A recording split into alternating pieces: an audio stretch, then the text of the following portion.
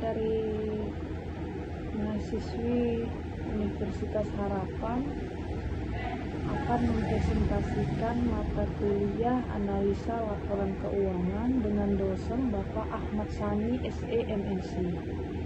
Kali ini saya dan kelompok akan membahas mengenai analisa pengelolaan arus kas pada perusahaan XYZ. Sebelum itu saya akan memperkenalkan diri.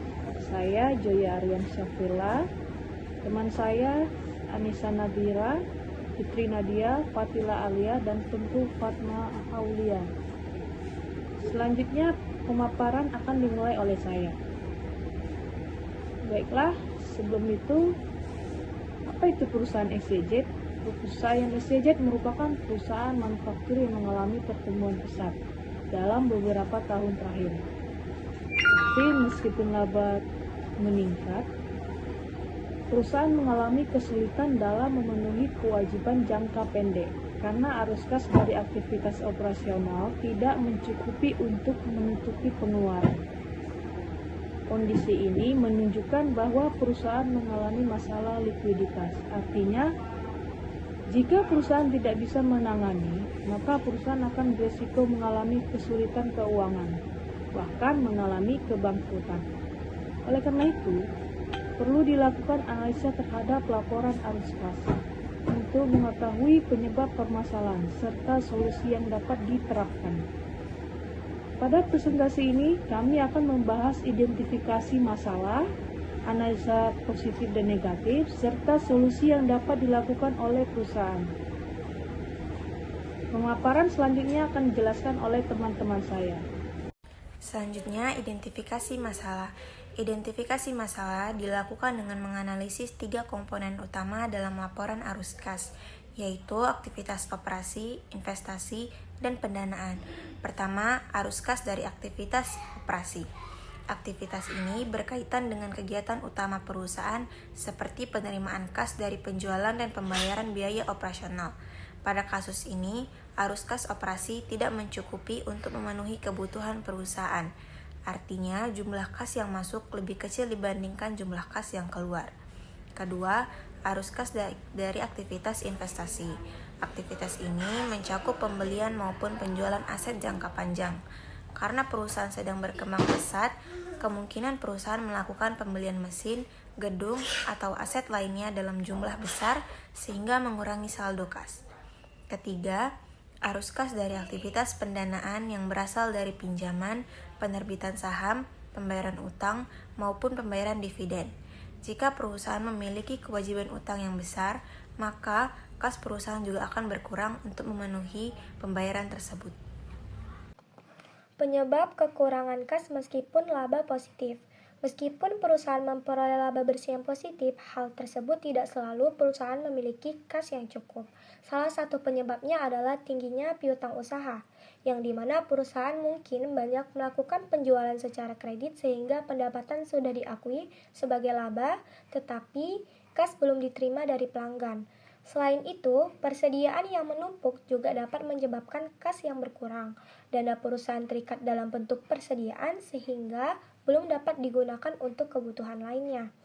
Penyebab berikutnya adalah tingginya pengeluaran operasional seperti biaya pemasaran, distribusi, dan administrasi.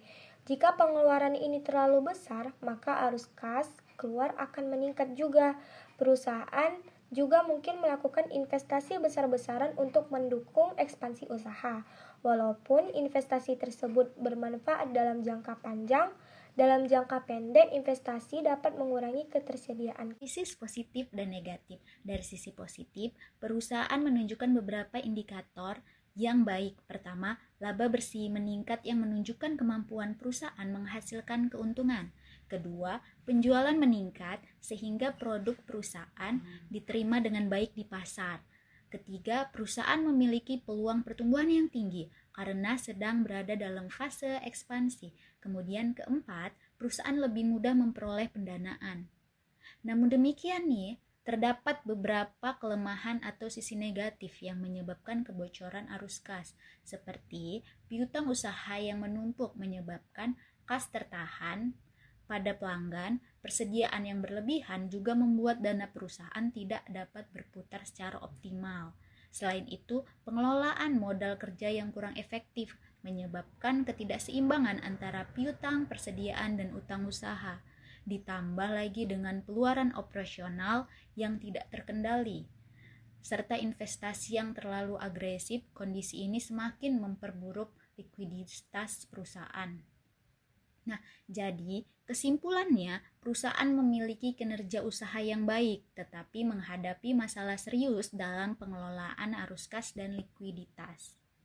Baiklah, selanjutnya, berdasarkan analisis yang telah dilakukan, terdapat beberapa solusi yang dapat diterapkan oleh perusahaan.